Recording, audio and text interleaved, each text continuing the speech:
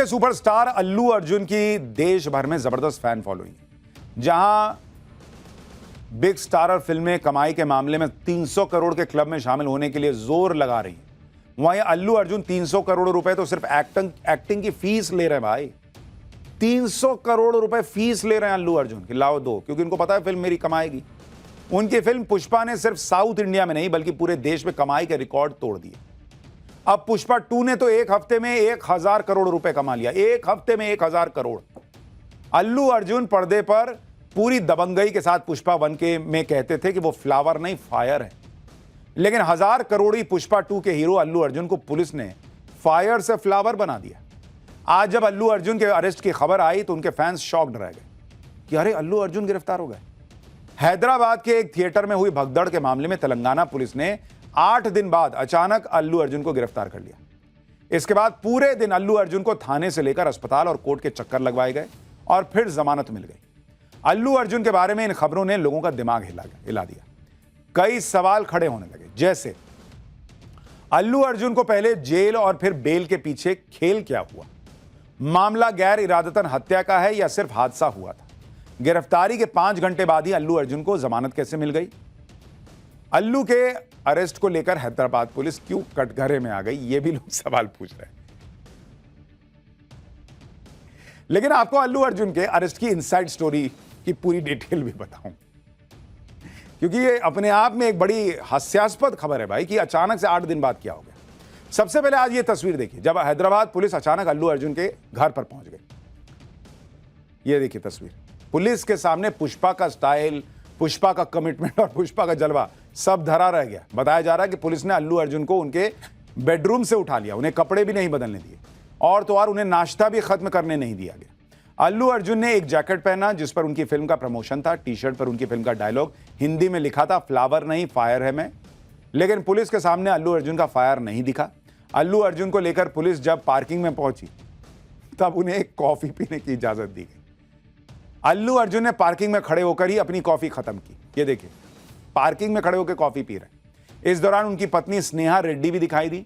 गिरफ्तारी के वक्त अल्लू अर्जुन अपनी पत्नी स्नेहा को समझाते हुए दिखाई दिए, मतलब वहां कोई फायर मोड नहीं था। इसके बाद हैदराबाद पुलिस अल्लू अर्जुन को अपने साथ ले गई। गिरफ्तारी के इस पूरे ड्रामे के दौरान अल्लू अर्जुन और तेलंगाना के पुलिस अधिकारी के बीच बहस भी हुई। अल्लू अर्जुन ने कहा कि वो सहयोग करने के लिए तैयार है और हिरासत में लेने में कुछ भी गलत नहीं। अल्लू अर्जुन ने कहा कि बेडरूम में घुसकर जिस तरह से उनको ले जाया गया वो थोड़ा ज्यादा हो गया। हालांकि हैदराबाद पुलिस के ऐसे रवैये के बाद भी अल्लू अर्जुन ने पुष्पा वाला स्वैग नहीं दिखाया और चेहरे पर मुस्कान लिए बड़े आराम से पुलिस के साथ चले गए। अल्लू अर्जुन को उनके घर से दोपहर 12 बजे गिरफ्तार किया गया, जहां से उन्हें चिक्कड़पल्ली पुलिस स्टेशन ले जाया गया। हिरासत में लेने के बाद अल्लू अर्जुन का बयान दर्ज किया गया। अल्लू अर्जुन के खिलाफ बीएनएस की धारा 105, 118(1) के तहत मामला दर्ज किया गया है। यह गैर जमानती धारा है। फिर उन्हें मेडिकल चेकअप के लिए अस्पताल ले जाया गया। इसके बाद 4 बजे उन्हें लोकल कोर्ट में पेश किया गया, जहां से उन्हें 14 दिन की जुडिशियल कस्टडी में भेज दिया गया। लेकिन तब तक अल्लू अर्जुन के वकीलों ने हाईकोर्ट में अपील कर दी और शाम के 5 बजे हाईकोर्ट ने अल्लू अर्जुन को जमानत दे दी। अल्लू अर्जुन को 50,000 के मुचलके पर 4 हफ्ते के लिए अंतरिम जमानत मिल गई। अल्लू अर्जुन की गिरफ्तारी का साउथ फिल्म इंडस्ट्री के एक्टर्स विरोध कर रहे हैं। बॉलीवुड एक्टर्स ने भी कहा कि हादसे के लिए सिर्फ अल्लू अर्जुन को जिम्मेदार ठहराना ठीक नहीं है। एक बार सुनिए इस पर क्या रिएक्शंस आए। जो हादसा हुआ है वो बहुत दर्दनाक है। Very sorry, send my condolences, but at the same time I think जो आप ब्लेम है सिर्फ एक इंसान पे नहीं डाल सकते। रश्मिका मंदाना ने भी ट्वीट पर अल्लू अर्जुन की गिरफ्तारी पर हैरानी जताई। उन्होंने लिखा कि मुझे यकीन नहीं हो रहा है ये मैं क्या देख रही हूं। ये देखना दुख की बात है, एक ही शख्स पर इसका सारा इल्जाम मढ़ा जा रहा है। अरेस्ट का ये पूरा मामला या पूरा ड्रामा 5 घंटे चल पाया। इतनी देर में ही हैदराबाद पुलिस के दावों की पोल खुल गई। आपको वो सबूत भी दिखाऊंगा जिसने पूरा केस पलट दिया, लेकिन उससे पहले जान लीजिए कि अल्लू अर्जुन को अरेस्ट क्यों किया गया, उनके ऊपर आरोप क्या है। दरअसल 4 दिसंबर को हैदराबाद के संध्या थिएटर में पुष्पा 2 की स्क्रीनिंग हुई। अल्लू अर्जुन भी स्क्रीनिंग के दौरान संध्या थिएटर पहुंचे थे। इस दौरान अल्लू अर्जुन के फैंस ने थिएटर में घुसने की कोशिश की, जिसके चलते भारी भीड़ जमा हो गई और लोगों को सांस लेने में परेशानी होने लगी। भीड़ को कंट्रोल में लाने के लिए पुलिस ने हल्का लाठीचार्ज किया और भीड़ कम होने के बाद लोगों को अस्पताल में भर्ती कराया गया। लेकिन इस दौरान अस्पताल में एक महिला की मौत हो गई। भगदड़ में महिला की मौत पर अल्लू अर्जुन ने दुख भी जताया था। पीड़ित परिवार से मिलने और 25 लाख रुपए की मदद की पेशकश भी की थी। लेकिन यह बात उछाली जाने लगी कि अल्लू अर्जुन बिना बताए फिल्म के प्रीमियर पर पहुंच गए थे, जिसकी वजह से हादसा हुआ और महिला की मौत के लिए अल्लू अर्जुन जिम्मेदार है। अब अल्लू अर्जुन और 4 दिसंबर की रात को लेकर बहुत बड़ा सच सामने आया है। वो लेटर सामने आया है जो कि संध्या थिएटर की तरफ से हैदराबाद पुलिस को लिखा गया।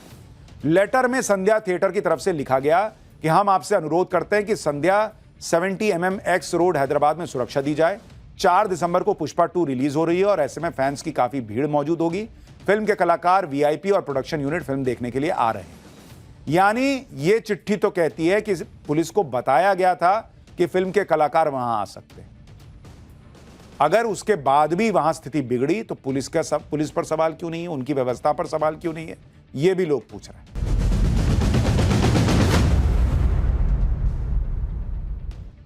प्रधानमंत्री नरेंद्र मोदी की सोच बड़ी है, उनके काम बड़े हैं और जिस काम को वो करने का ठान लेते हैं उस काम को करने का लेवल अलग लेवल पर ले जाते हैं। कोई नया काम शुरू करना हो, कोई स्कीम लॉन्च करनी हो, कोई इवेंट करवाना हो, पीएम मोदी जो भी करते हैं भव्य तरीके से करते हैं। इतने ग्रैंड लेवल पर काम होता है कि हर कोई देखता रह जाता है। चर्चा होती है, जो वो चाहते हैं कि चर्चा हो, भारत की चर्चा हो, भारत के गौरवशाली इस प्रयास की चर्चा हो। जैसे भारत में जब पीएम मोदी ने G20 समिट कराया था, आपको याद होगा, बस पूरी दुनिया देख के हैरान रह गई कि क्या जबरदस्त समिट हुआ है। इसी साल जनवरी में जब अयोध्या में राम मंदिर बनकर तैयार हुआ, उसका उद्घाटन कितने ग्रैंड लेवल पर हुआ था। इसी तरह से अब महाकुंभ को भी पीएम मोदी एक ग्रैंड लेवल पर ले जाने का प्रयास कर रहे हैं, क्योंकि यह पहली बार है जब मोदी राज में महाकुंभ होने जा रहा है। भाई 2012 में हुआ, उसके बाद अब हो रहा है। तो आप अंदाजा लगा सकते हैं कि पीएम मोदी इस महाकुंभ को, सनातनियों के सबसे बड़े पर्व को, कितना बड़ा और भव्य बनाने वाले हैं। सनातन के सबसे बड़े आयोजन महाकुंभ की तैयारियों को देखने आज खुद पीएम मोदी प्रयागराज पहुंच गए। 5 घंटे प्रयागराज में रहे। इसके बाद सीएम योगी और उनके अधिकारियों से कुंभ की तैयारियों को लेकर एक अपडेट लिया पीएम ने कि अच्छा बताइए योगी जी क्या क्या हो रहा है, अच्छा ये कैसे होगा, वो कैसे होगा। इस दौरान पीएम मोदी ने साधु संतों से भी मुलाकात की ताकि कुंभ के दौरान उन्हें किसी तरह की परेशानी ना हो। इसके बाद पीएम मोदी प्रयागराज के सभी धार्मिक और आध्यात्मिक स्थलों पर गए और वहां पूजा अर्चना की। यह सब देखकर आपको लग रहा होगा कि पीएम मोदी एक आध्यात्मिक यात्रा कर रहे थे, लेकिन इस दौरान वो पूरी दुनिया को कुंभ यात्रा के लिए गाइड भी कर रहे थे। पीएम मोदी ने इस दौरान यह बता दिया कि संगम में स्नान करने के बाद उन्हें प्रयागराज में किन किन धार्मिक स्थलों के दर्शन करने हैं। साथ ही आज पीएम मोदी ने प्रयागराज में कई विकास योजनाओं की घोषणा की और लोगों के साथ जनसंवाद भी किया। दरअसल पीएम मोदी ये मानते हैं कि उन्हें पहली बार प्रयागराज में महाकुंभ आयोजन करवाने का मौका मिला है और इससे पूरी दुनिया को सनातन का सबसे बड़ा संदेश दिया जा सकता है। इसलिए पर्सनल लेवल पर हर तैयारी को वो खुद देख रहे हैं।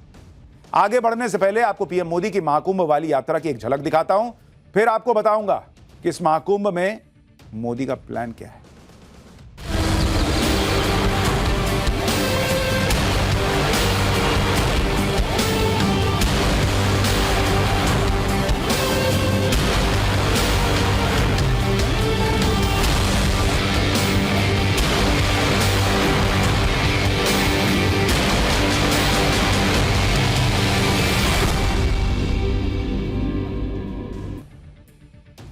इस बार महाकुंभ का आयोजन बहुत भव्य और दिव्य होने वाला है। इस आयोजन में पहली बार करीब 50 करोड़ लोगों के आने की संभावना है। पूरी दुनिया के लोग प्रयागराज आने के लिए उत्साहित हैं और इसलिए मोदी योगी इस आयोजन को सफल बनाने के लिए जी जान से जुट गए। आज पीएम मोदी ने प्रयागराज आकर किस तरह अध्यात्म और सनातन के एक गाइड बनने का प्रयास किया, इसके बारे में आगे आपको विस्तार से बताऊंगा। लेकिन उससे पहले यह समझिए कि महाकुंभ में आने वाले लोगों का पीएम मोदी ने किस तरह ध्यान रखा है। आज पीएम मोदी ने महाकुंभ की 6000 करोड़ रुपए की 167 विकास परियोजनाओं का लोकार्पण कर दिया। इस दौरान 11 कॉरिडोर और 29 मंदिरों के जीर्णोद्धार के साथ पुल, ओवरब्रिज, सड़क परियोजनाओं की शुरुआत की गई है। पीएम ने जिस 11 कॉरिडोर का उद्घाटन किया उनमें भारद्वाज आश्रम गलियारा, अक्षयवट गलियारा, हनुमान मंदिर गलियारा और श्रृंगवेरपुर धाम गलियारा शामिल है। ये प्रयागराज की वो आध्यात्मिक जगहें हैं जिनका पिछली सरकारों ने ध्यान नहीं रखा, लेकिन इन स्थलों का कायाकल्प हो चुका है। महाकुंभ में आध्यात्मिक शक्ति के साथ साथ पीएम मोदी ने टेक्नोलॉजी की शक्ति से भी परिचय करवाया। आज पीएम मोदी ने डिजिटल महाकुंभ को बढ़ावा देने के लिए AI बेस्ड कुंभ सहायक चैटबॉट भी लॉन्च कर दिया। इस तकनीक से कुंभ में आने वाले लोग एक दूसरे से खो नहीं पाएंगे। पुरानी फिल्मों में हर बार दो हीरो कहां बिछड़ते थे? कुंभ में ही तो बिछड़ते थे, फिर बाद में मिलते थे। तो नरेंद्र मोदी ने फिल्म बनाने का मौका ही हटा दिया कि हटाओ, खोना नहीं है, बनाना तो ऐसे ही फिल्म बना।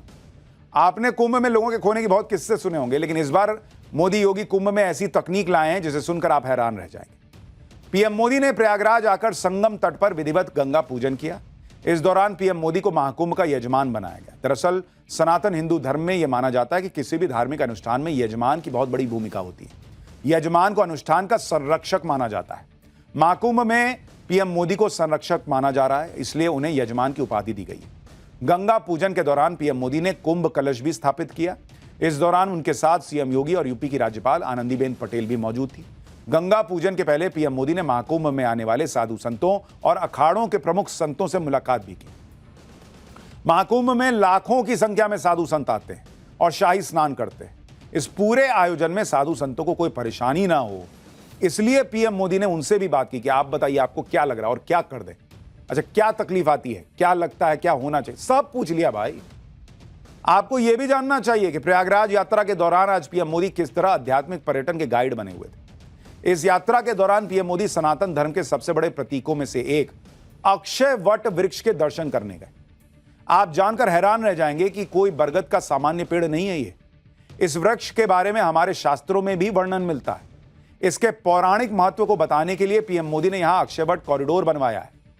आज पीएम मोदी ने इस वट वृक्ष के साथ एक तस्वीर पोस्ट की और उसके साथ उन्होंने रामचरितमानस की चौपाई शेयर की। इस चौपाई में कहा गया है, संगमु सिंहासनु सुठी सोहा, छत्रु अक्षय बटु मुनि मनु मोहा, चवर जमुन अरु गंग तरंगा, देखी होई दुख दारिद भंगा। जिसका मतलब यह है कि संगम ही भगवान का अत्यंत सुशोभित सिंहासन है। अक्षयवट छत्र है जो मुनियों के भी मन को मोहित कर लेता है। यमुना जी और गंगा जी की तरंगे उसके चवर हैं, जिसे देखकर ही दुख और दरिद्रता नष्ट हो जाती है। मैंने आपको कहा ना कि पीएम का यह बड़ा फोकस रहता है। ऐसा नहीं कि मैं गया पूछ के आ गया, भाई वो तो बुला लेते अधिकारियों को, वहीं ले लेते अपना डिटेलिंग की क्या तैयारी है बताओ। अब वो ये जो कर रहे हैं ना, इससे देश भर में, दुनिया भर में लोगों को मैसेज जाएगा कि वहां जाना है, महाकुंभ में शामिल होना है, ये काम भी करना है, अपनी संस्कृति को पहचानना है, सनातन को जानना है। और इकोनॉमी का तो लेवल अलग ही है। आपको बताया ये पहले भी मैंने कि कैसे जो अलग अलग मंदिर स्थापित हुए, बेहतर और भव्य बने, काशी विश्वनाथ हो, दूसरे मंदिर हो, कैसे पूरी इकोनॉमी वहां पर चमचमा गई। तो अब ये आप सोचिए कुंभ में कितना पैसा आने वाला है जब इतने 50 करोड़ लोग आएंगे, और गरीब आदमी तो कमाएगा। आपको अक्षय वट वृक्ष की पौराणिक मान्यताओं के बारे में भी बताता हूं। सनातन धर्म को मानने वाले लोगों के लिए अक्षय वट वृक्ष किसी भी मंदिर या भगवान से कम नहीं है। ऐसी मान्यता है कि अक्षय वट के वृक्ष का कभी अंत नहीं हो सकता। धार्मिक ग्रंथों के मुताबिक जब सृष्टि का विनाश हुआ था, तब भी भगवान विष्णु इसी अक्षय वट वृक्ष के एक पत्ते पर बाल स्वरूप में विराजमान थे। यह भी मान्यता है कि रामायण काल के दौरान जब भगवान राम जंगल जा रहे थे, उन्होंने भी इस वट वृक्ष के नीचे विश्राम किया था। यहां से जाते समय माता सीता ने भी अक्षय वट को कभी न नष्ट होने का आशीर्वाद दिया था। प्रयागराज के 5 तीर्थ नायकों के रूप में भी अक्षय वट की गिनती की जाती है। यही वजह है कि इसके पौराणिक महत्व के बारे में दुनिया के सामने रखने के लिए उसको पीएम मोदी ने यहां एक कॉरिडोर बनवाया है। आज प्रयागराज से पीएम मोदी ने पूरे दुनिया को महाकुंभ के लिए आमंत्रण दिया है एक तरीके से। इस दौरान उन्होंने क्या कहा, पहले वो सुनिए, इसके बाद कुंभ में पीएम मोदी की लिस्ट में और कौन सी जगह हैं जो वो चाहते हैं कि दुनिया देखे, सनातन की ताकत समझे, उनके बारे में बताऊंगा। लेकिन पहले पीएम को सुनिए। तीर्थराज प्रयाग यानी चारी पदारथ भरा भंडारू, पुण्य प्रदेश देश अति चारू। अर्थात जहां धर्म, अर्थ, काम, मोक्ष चारों पदार्थ सुलभ है, वो प्रयाग है। प्रयागराज केवल एक भौगोलिक भूखंड नहीं है, ये एक आध्यात्मिक अनुभव क्षेत्र है। ये प्रयाग और प्रयाग के लोगों का ही आशीर्वाद है कि मुझे इस धरती पर बार बार आने का सौभाग्य मिलता है। आज प्रयागराज में पीएम मोदी के संगम घाट की यात्रा का यह वीडियो बड़ा वायरल हो रहा है। इस वीडियो में पीएम मोदी एक क्रूज में बैठकर गंगा किनारे के त्रिवेणी घाटों को देख रहे हैं। 13 जनवरी से इन्हीं घाटों पर साधु संत और दुनिया भर से आए करोड़ों लोग डुबकी लगाएंगे। दिल्ली से प्रयागराज पहुंचने के बाद पीएम मोदी इसी क्रूज में बैठकर संगम घाट पर पहुंचे थे। महाकुंभ के दौरान आप भी इस क्रूज यात्रा का आनंद ले सकते हैं। इसे 13 जनवरी से आम पब्लिक के लिए खोल दिया जाएगा। कल भी मैंने आपको इस क्रूज के बारे में बताया था। इसका नाम निषाद राज क्रूज रखा गया है, जिसमें एक साथ 50 लोग बैठ सकते हैं। यह गंगा नदी पर 30 किलोमीटर की स्पीड से चलकर प्रयागराज के सभी घाटों के दर्शन करवाएगा। अब चूंकि पीएम मोदी सबसे बड़े ब्रांड एम्बेसडर हैं, उन्होंने एक यात्रा इसमें कर ली। अब सबको पता चल गया कि अरे बॉस, इसमें तो एक बार बैठना ही है, पीएम बैठे थे, हो गया काम। पीएम मोदी की आध्यात्मिक यात्रा में एक नाम प्रयागराज के लेटे हुए हनुमान का भी। ऐसा माना जाता है कि प्रयागराज की यात्रा लेटे हनुमान के दर्शन के बाद ही पूरी होती है। ये देखिए लेटे हनुमान जी। इसके अलावा हनुमान जी के इस मंदिर में सच्चे मन से मांगी गई हर मनोकामना पूरी होती है। यही वजह है कि पीएम मोदी लेटे हनुमान जी के दर्शन करने पहुंचे और वहां पूजा अर्चना भी की। ये तस्वीर देखिए। आज पीएम मोदी ने महाकुंभ से जात पात करने वालों की भी क्लास लगाई। जो लोग देश के लोगों को जातियों में बांटने का एजेंडा चला रहे हैं, उन्हें आज पीएम मोदी ने क्या कहा, एक बार वो भी सुनिए। यहां आकर संत महंत, ऋषि मुनि, ज्ञानी विद्वान, सामान्य मानवी सब एक हो जाते हैं। सब एक साथ त्रिवेणी में डुबकी लगाते हैं। यहां जातियों का भेद खत्म हो जाता है, संप्रदायों का टकराव मिट जाता है। करोड़ों लोग एक ध्येय, एक विचार से जुड़ जाते हैं। यानी प्रधानमंत्री ने जात पात छोड़ो, एक हैं तो सेफ हैं का नारा यहां भी एक तरीके से दिया।